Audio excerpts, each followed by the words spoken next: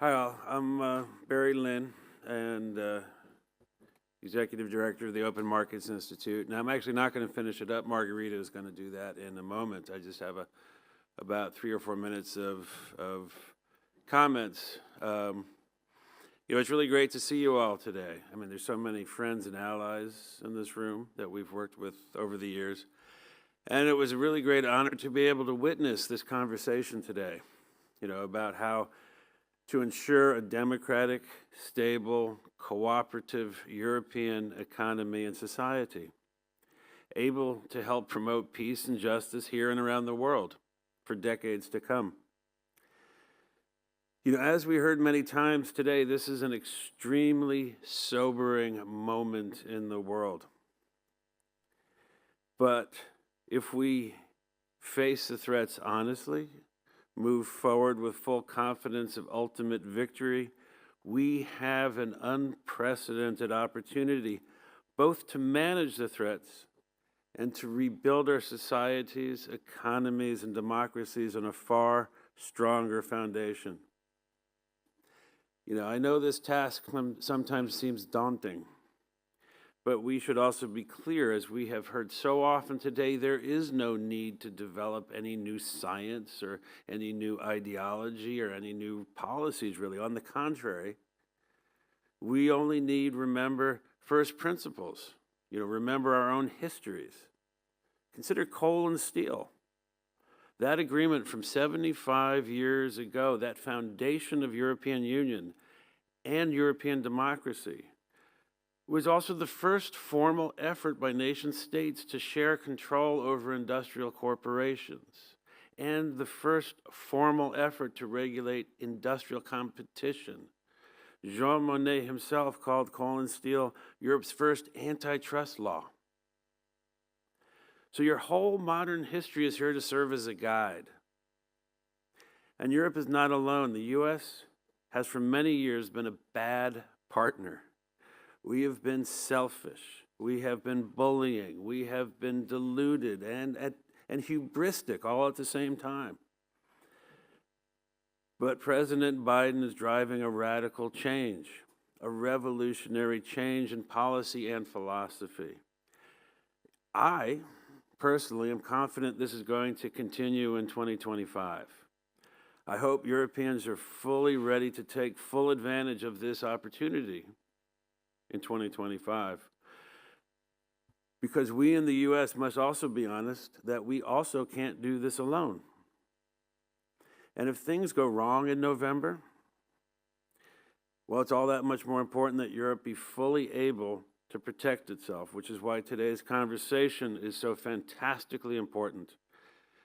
Building and protecting democracy has never been easy, but as we have done in even more difficult periods in the past, we will succeed again today. And as today's conversation showed so many times, we are in fact already winning today. So I just wanted to say thank you all for your leadership, and to quote Sven, thank everybody here for moving from being advocates of change to being agents of change. And now, Margarita.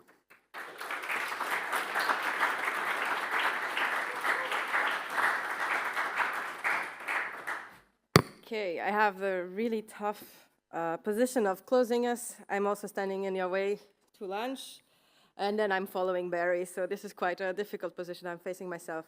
But I just wanted to remind us why we are here. Our intention as the organizations that put this event together was to pierce the EU competition bubble, to bring forth not academic or abstract considerations of the value of competition, but rather the stories about how it impacts real people, how it impacts workers, how it impacts food prices, how it impacts sustainability. We see that what we are facing right now are immense challenges. These challenges we find are either driven or created by corporate power. In the face of these concerns, there are those, and especially corporate lobbyists, who are saying that what we need is a deregulatory competitiveness agenda. This deregulatory agenda would fight back against measures that we have heavily fought for that protect worker safety, that protect environmental standards, that protect the due diligence obligations of big corporations. These companies also want to receive more subsidies without having an increased responsibility towards the public, and they want to soften antitrust and competition enforcement for themselves so that they can grow and become themselves monopolies. This is very obviously the false solution. This is what we've heard all morning, that monopoly power hurts us and we need to fight against it. What we have tried to do with our manifesto and also with today's event is to also lay out that there's a very clear and very doable alternative vision, one that will actually make our economies better, that will protect our workers, and that will deliver a more competitive economy. We heard today many great suggestions about how this could be done. We heard about how it is about more than competition policy, how we need to talk about collective bargaining rights, how we need to talk about trade. We also heard time and again that we need a market investigations tool. This is a very clear message that I take from this conference today. We also heard from Johannes, and I really have to highlight this, that competition policy doesn't need an overall reform to be able to include wider societal goals, like sustainability, like workers' rights. So we can change this, and we can take this into the next few years to adopt real change that will impact people's real lives. I think it's clear that we are at a tough time for the EU.